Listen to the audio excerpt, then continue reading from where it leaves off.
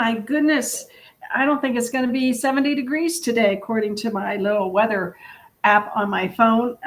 The winds have gotten to me, so I have some sinus issues going on, but let's get through this. One of the good things about our market right now is we're listing homes 475,000 and under to the tune of we have 753 available. We're selling about 100 and right now in May, 101 homes a day, but year to date 124. So that gives us 28 days of inventory. Y'all listed 103 homes yesterday, and that is really good, really good. We just need to keep it up in the 3 digits, right?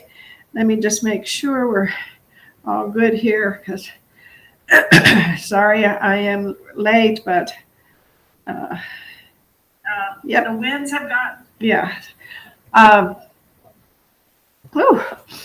So let's see, the $1 million homes are going about 5.5 a day, so that's really something, really something.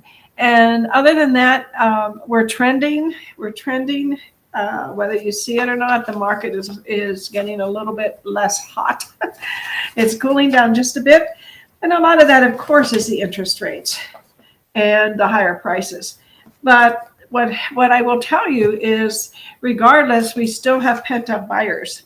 So we'll see how it all plays out with those two things competing with each other.